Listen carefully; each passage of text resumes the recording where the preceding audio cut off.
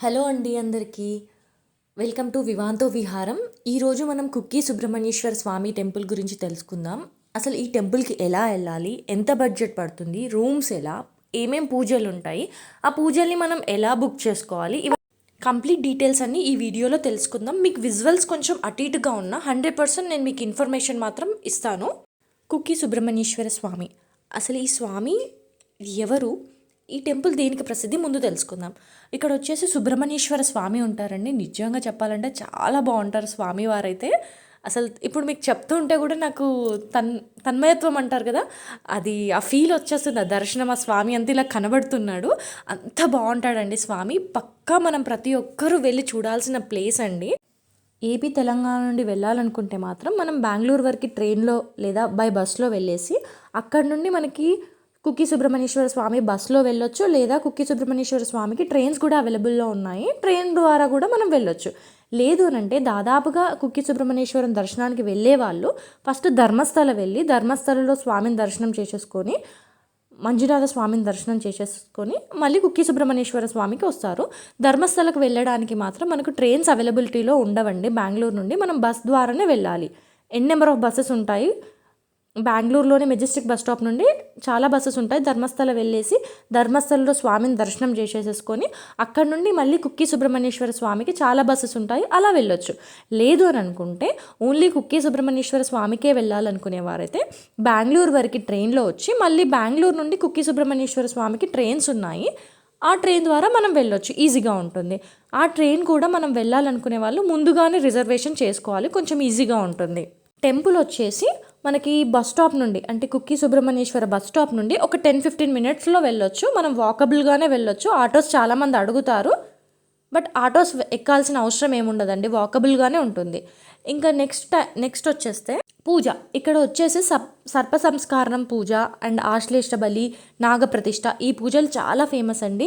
ఎవరైతే లేట్ మ్యారేజెస్కి కానీ late pregnancy problems ఉన్న వాళ్ళు కానీ నిజంగా ఇక్కడ పూజ చేస్తే మాత్రం మీరు అనుకున్నది డెఫినెట్గా అవుతుంది. ఎలాంటి ప్రాబ్లం ఉన్నా ఆ భగవంతుడు అనేది అనుగ్రహిస్తే మాత్రం ఏది సాధించలేనిది ఏది ఉండదు కదండి. మనం పొందలేనిదంటూ ఏది ఉండదు. దానికి చాలా ఎగ్జాంపుల్స్ ఉన్నాయి. మాకు చాలా మంచి దర్శనం జరిగింది అండ్ అనుకున్నది కూడా దాదాపుగా అయిపోతుంది. అందుకని నేను ఇప్పుడు ఈ వీడియో మీకు పెడుతున్నాను. సర్ప సంస్కరణ పూజకు మాత్రం మనం ముందుగానే ఆన్లైన్లో బుక్ చేసుకొని రావాలి. ఆశ్లేష బలికి మాత్రం ఏ రోజు ఆ రోజు టికెట్స్ ఇస్తారు. మీరు ముందు రోజైనా తీసుకోవచ్చు, లేదా ఈరోజు పూజ చేయించుకుంటాము అనుకుంటే ఈరోజు మార్నింగ్ కూడా ఇస్తారు మనకి. దానికి అంత పెద్దగా లైన్ కానీ ఏది, పూజ చేసుకునే వాళ్ళు చాలామంది ఉంటారు, బట్ టికెట్స్ మాత్రం నెంబర్ ఆఫ్ టికెట్స్ అవైలబుల్లో ఉంటాయి కాబట్టి పెద్ద ప్రాబ్లం ఏం లేదు. బట్ సర్ప సంస్కరణకు మాత్రం మనం ఆన్లైన్లోనే తీసుకొని రావాలి. సర్ప సంస్కరణ వచ్చేసి మనకి 2-3 డేస్ టైం పడుతుందండి పూజ అవ్వడానికి. సో మీరు అక్కడే స్టే చేయాల్సి ఉంటుంది. ఆ స్టేకి కూడా మనకి ఫుడ్, రూమ్స్ ఆ సర్ప సంస్కరణ పూజలోనే అన్నీ ప్రొవైడ్ చేస్తారు వాళ్ళు. మీరు ఆ రూమ్స్లో ఉండాలనుకుంటే ఉండొచ్చు, బట్ రూమ్స్ మాత్రం అంత బాగా ఉండవండి. అవి మనం బయట ప్రైవేట్ తీసుకునేవే కొంచెం నీట్గా ఉంటాయి. లేదు మేము అడ్జస్ట్ అవ్వగలుగుతామని అంటే మాత్రం పర్లేదు, అడ్జస్ట్ అవ్వచ్చు. ఫుడ్ కూడా చాలా బాగుంటుందండి. మార్నింగ్ పెడతారు, ఈవినింగ్ పెడతారు, ఆఫ్టర్నూన్ కూడా లంచ్ ఉంటుంది. ఫుడ్ కూడా బ్రహ్మాండంగా టైంకి తినొచ్చు. ఫుడ్ కూడా వచ్చేసి స్వామివారి టెంపుల్ పక్కకే ఉంటుంది అన్నదానం జరిగే ప్లేస్, అక్కడ మనం తినొచ్చు. ఇంకొకటి వచ్చేసి రూమ్స్ అండి. స్వామి టెంపుల్ పక్కకి మీకు చాలా రూమ్స్ ఉంటాయి. ఆ నియర్ బైలోనే చూసుకోండి, ఈజీగా ఉంటుంది. ఎందుకనంటే మనం కుక్కి సుబ్రహ్మణ్యేశ్వర స్వామితో పాటుగా ముందు మనం ఆది సుబ్రహ్మణ్యేశ్వర స్వామి టెంపుల్కి వెళ్ళాలి. ఆది సుబ్రహ్మణ్యేశ్వర స్వామి టెంపుల్ దర్శనం అయిపోయినాకనే మనం కుక్కి సుబ్రహ్మణ్యేశ్వర స్వామి టెంపుల్కి వెళ్ళాలి. ఈ రెండు మనకి దగ్గరలో ఉండాలి అని అంటే మనం టెంపుల్ నియర్ బైలో ఉంటే కనుక, ఇప్పుడు మీకు చూపిస్తున్నాను కదండి ఈ వే మొత్తం, ఇక్కడ అన్నీ చాలా ఉంటాయి మనకు రూమ్స్, నెంబర్ ఆఫ్ రూమ్స్ ఉంటాయి. ఈ రూమ్స్లో మనం ఉండొచ్చు. కొంచెం మనకి ఇటు ఆది సుబ్రహ్మణ్యేశ్వర స్వామి టెంపుల్కి మరియు కుక్కి సుబ్రహ్మణ్యేశ్వర స్వామి టెంపుల్కి నియర్ బైలో ఉంటుంది. టెంపుల్కి లెఫ్ట్ సైడ్ వెళ్ళగానే మీకు ఆది సుబ్రహ్మణ్యేశ్వర స్వామి టెంపుల్కి వెళ్ళే వే వస్తుంది. ఆ వేకి కొంచెం పక్కకి అంటే లెఫ్ట్ సైడ్కి చాలా రూమ్స్ ఉంటాయి మనకి, చాలా లాడ్జెస్ ఉంటాయి. మీరు అక్కడ ఎవరిని అడిగినా కూడా వాళ్ళు హెల్ప్ చేస్తారు.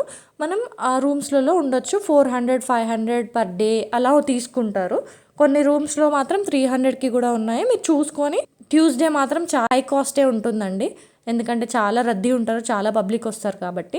సో డిపెండ్స్ ఆన్ మన వెళ్ళిన రోజుని బట్టి మనకి అక్కడ కాస్ట్ కూడా చేంజ్ అవుతూ ఉంది, నేను అబ్జర్వ్ చేసినంత వరకు అయితే.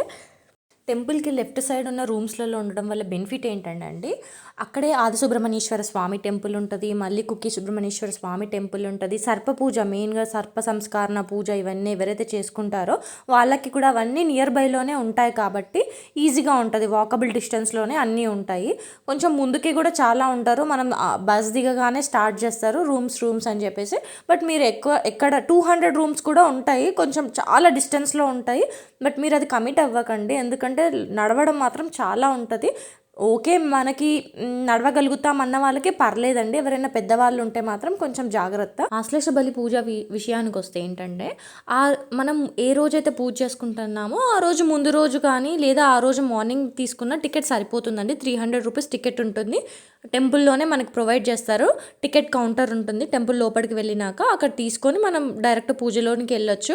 మనం గర్భాలయం కాకుండా గర్భాలయం చుట్టూ మనకు మండపం లాగా ఉంటుందండి, ఆ మండపాలలో మనకి పూజలు చేస్తూ ఉంటారు. ఒక్కొక్కరికి అంటే ఒక 5 మెంబర్స్కి ఒక పూజారి, ఒక 5 మెంబర్స్కి ఒక పూజారి ఉంటారు. మనల్ని కూర్చోబెట్టి మనతో బాగానే పూజ చేపిస్తారు. అక్కడ నుండి మళ్ళీ ఇంకొక రూమ్ ఉంటుంది, ఆ రూమ్లోకి పంపిస్తారు. ఆ రూమ్లో వచ్చేసి నియర్లీ ఒక 1 అవర్ మాత్రం మనకి పూజ అవుతుంది. ఆ పూజ అయిపోయాక డైరెక్ట్గా మళ్ళీ దర్శనానికి పంపిస్తారు. మీరు మార్నింగ్ 6 o'clockకి ఫస్ట్ బ్యాచ్ స్టార్ట్ అవుతుంది. ఆ బ్యాచ్కి కనుక మీరు వెళ్ళుంటే మీకు కొంచెం చాలా మంచిగా అవుతుంది, అంటే చాలాసేపు చేస్తారు పూజ. పబ్లిక్ కూడా చాలా తక్కువగా ఉంటారు. మనకి బ్యాచ్ల వైజ్గా పంపిస్తారు, ఒక 100 మెంబర్స్ని అట్లా బ్యాచ్ల వైజ్గా మనల్ని పంపిస్తారు. మీరు లేట్గా వెళ్ళడం వల్ల ఏమవుతుందంటే, ఇంకొక ఫస్ట్ బ్యాచ్కి పూజ అయ్యేంతసేపు మీరు లైన్లో వెయిట్ చేయాల్సి వస్తుంది. మార్నింగ్ 6కి మీరు టికెట్ తీసేసుకొని అక్కడ ఉండండి, మీకు 9 కల్లా దర్శనం అయిపోయి మీరు బయటకు వచ్చేస్తారు. పూజ మాత్రం చాలా బాగా చేస్తారండి. నియర్ బైలో కూర్చోడానికి అంటే స్టేజ్ ఉంటుంది మనకి, స్టేజ్ పైన పూజ చేస్తారు. దగ్గరలో ఉండడానికి చూడండి. అంటే పూజ మనతో ఇక్కడ ఏం చేపించరండి, జస్ట్ మన గోత్రనామాలు అవన్నీ తీసేసుకొని పూజ చేస్తారు. మన చేత ఏ పూజ చేయించరు, జస్ట్ మనం అక్కడ కూర్చొని చూడడం వరకే ఉంటుంది. పూజ మొత్తం పురోహితుల వాళ్ళే చేస్తారు. పూజ అయిపోయాక మనం దర్శనం అయిపోయాక భోజనానికి వెళ్ళడం, తర్వాత ఇంటికి రావచ్చు. ఇది ఆశ్లేష పూజ చేయించుకునే వాళ్ళు. సర్ప సంస్కరణ మాత్రం 2-3 days టైం పట్టుద్ది, మీరు అక్కడే స్టే చేయాల్సి వస్తుంది అండి. ఇంకేమైనా విషయాలు మర్చిపోయింటే నాకు పింక్ చేయండి, నేను మీకు ఇన్ డీటెయిల్గా మళ్ళీ ఏదైనా వీడియో చేయడానికి కానీ కమెంట్లో రెస్పాండ్ ఇవ్వడానికి కానీ నేను ట్రై చేస్తాను. ఇంకొకటి ఏంటంటే కుమారధార అండి. ఇక్కడ నిజంగా స్నానం చేస్తే నార్మల్గా మనకు ఉండే చర్మ వ్యాధులు లేదా ఏదైనా డిసీజెస్ ఉంటే అవన్నీ పోతాయని మనకి పురాణాల్లో ఉంది. సో వచ్చిన వాళ్ళు డెఫినెట్గా చేయడానికి ట్రై చేయండి. ఇక్కడ కుమారద్వారలో స్నానం చేసి ఆది సుబ్రహ్మణ్యేశ్వర స్వామి దగ్గర దర్శనం చేసేసుకొని మనం కుక్కి సుబ్రహ్మణ్యేశ్వర స్వామికి వెళ్ళొచ్చు. లోపల వీడియో తీయడానికి వాళ్ళు అలో చేయలేరండి, ఎందుకంటే నేను వెళ్ళిన టైంలో చాలా పబ్లిక్ ఉన్నారు. అందుకోసమని నేను స్వామివారు ఎలా ఉంటారు గుడి లోపల అనేది నేను ఇక్కడ మీకు చూపిస్తున్నాను.